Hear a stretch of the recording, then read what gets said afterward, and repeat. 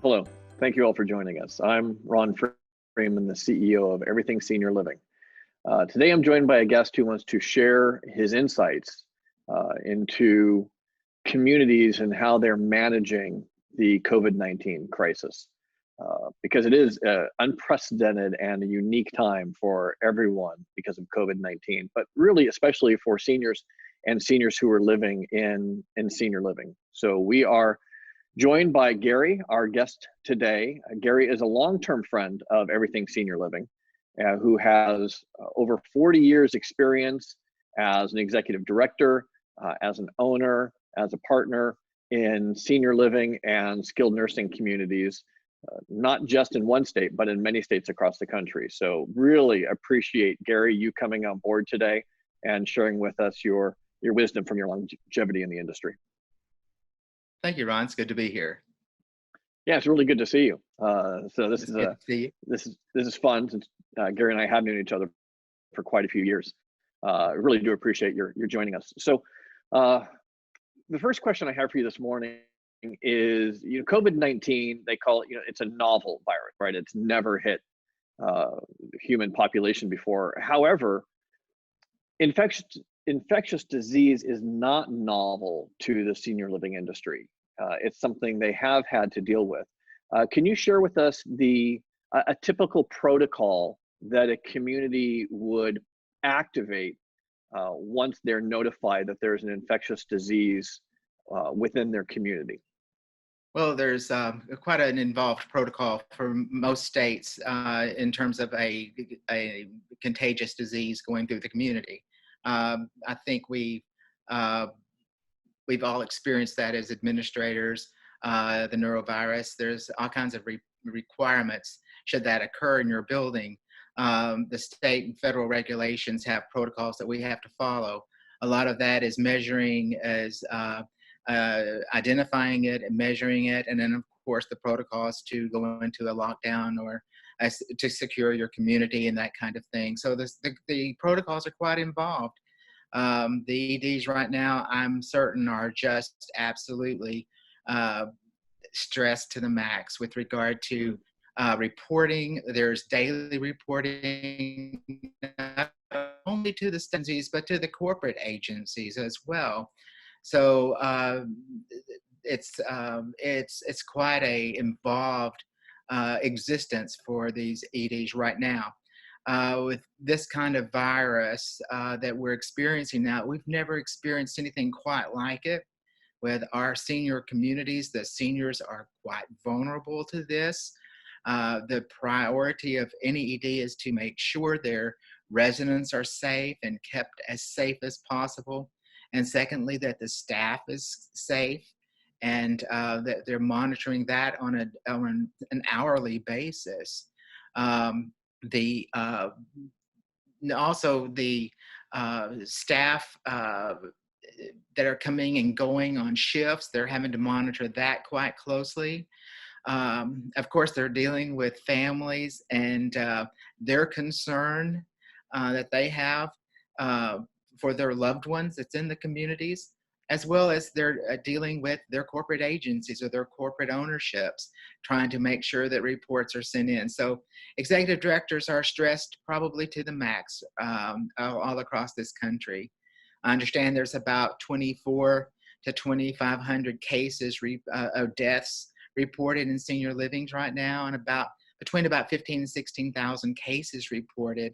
So it's pretty clear that the senior population is quite vulnerable, and executive directors are working very, very, very hard to keep everyone safe. So you've mentioned keeping everyone safe a few times. Can you give us some examples of things that the communities are doing to keep, part one of the question is the residents safe, but part two is how are they keeping their staff safe?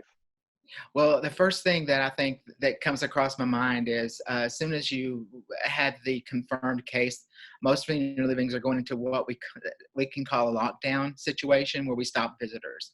Other than medical personnel, we stop all visitors from coming into the building. Hopefully that keeps the virus out and away. we're also asking the residents to stay in their room, which isn't a very easy thing to do at this age. I was talking to a friend of mine earlier this week, and they, of course, gone into keeping their residents in their room or quarantined into their room. The resident said, I want to come out. And she was telling this one resident, you haven't been out in 3 years. You always stay in your room, and now you want to come out. Well, I think it's sometimes the idea that they can't do something that they had the freedom to do earlier, and it's frustrating. And senior living communities are set up for social interaction, and not having that social interaction certainly leads to a lot of depression and isolation, especially when they're cut off from their family visiting. So that's pretty much a the thing that you have to do is to keep people apart so that the virus can't spread, and that in turn keeps your residents safe. Another thing we're doing, and I'm sure in all of the facilities, is we've heightened hand washing and those kind of sanitation steps to make sure everything is sanitized in these communities, and that we're taking every step to make sure that we're not in any way transporting that virus anywhere. I'm sure that every community is testing their staff. They're probably doing it at the shift change to make sure there's no one coming to work with fevers or any of the active symptoms of this disease. So that helps keep the staff safe as well as the residents safe. I know that wiping down everything is so important. Back when I remember having a facility that had the neurovirus, and I only had it once in my career, but after one time you'll learn really quickly.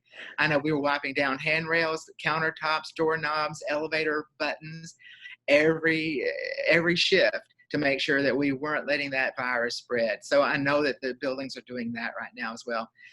The administrators, I'm sure, are it's a very, very tense time for everyone. So you mentioned one of the protocols that's used can be isolation within a room. So I assume then meals are being brought. From my time in the senior living industry, I agree with what you're saying regarding that it is designed to be a social setting. And many communities either have an activities director or they have someone on staff who's responsible for activities in that. Can you give us some examples of things that communities may be doing at this time while residents are being isolated to have that kind of fulfilling activities and some level of interaction? Well, I've been reading little snippets of information. Some of the staff are letting residents use their iPhones to communicate with their family, to FaceTime, which is very, very important. I know that families have been coming to the doors and windows of their of apartments to wave at mom and dad, or wave at mom or dad that's in the community. But that there's some different things that are out there in technology that they're using, some virtual reality programs that the communities are making available to the seniors to use.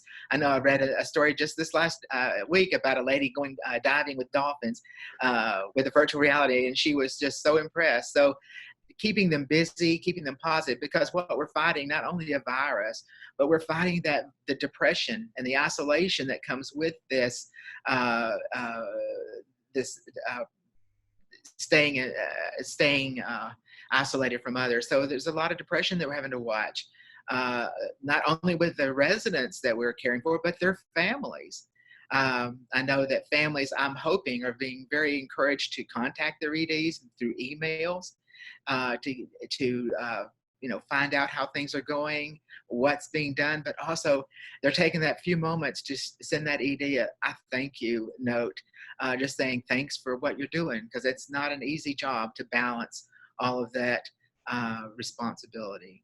As a former executive director and somebody who's run communities, in this time of crisis, what should families be aware of besides what you've shared? What would you like to say to them? Oh, just be aware that your executive directors are working so hard with the staff to take good care of mom and dad.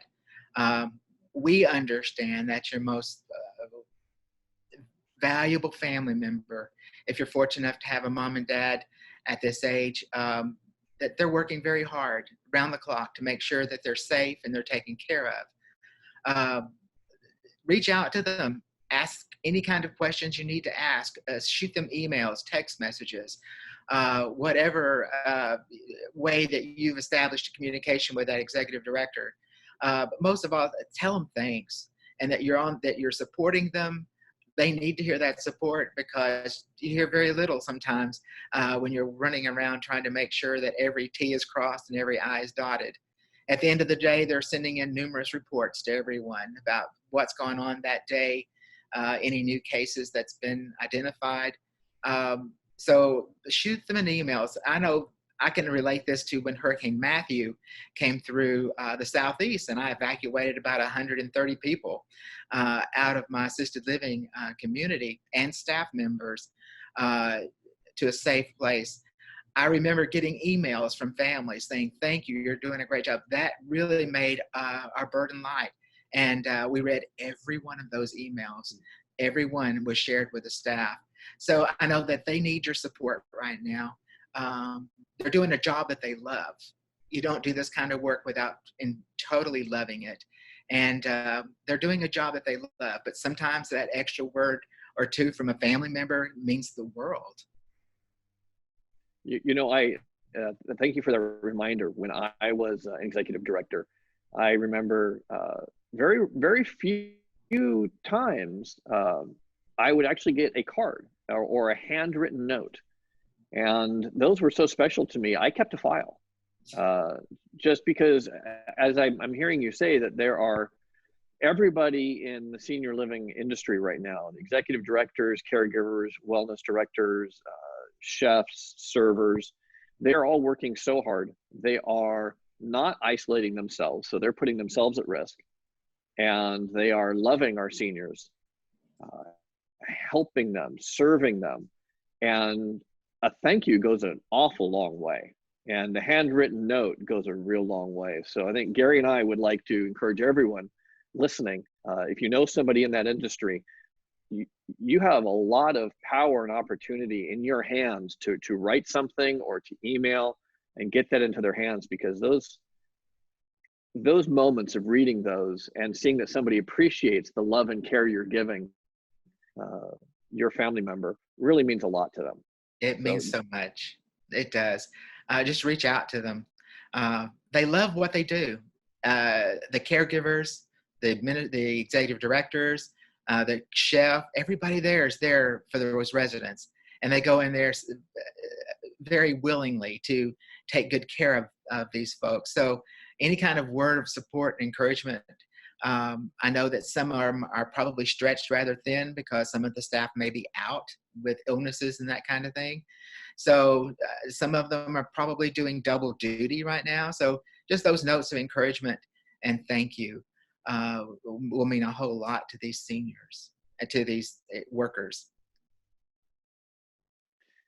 Gary, appreciate your encouragement, appreciate your friendship to Everything Senior Living. It's great having you on this morning. Just want to reach out to everyone listening. If you have a story you'd like to share or insights you'd like to share, please let us know. Or if you have questions, we'd love to be able to answer your questions. You can make a comment on this video. You can send us an email at contact@everythingseniorliving.com. And we want to thank you all for joining us. Have a great day, stay safe, and we look forward to seeing you again. Thank you all.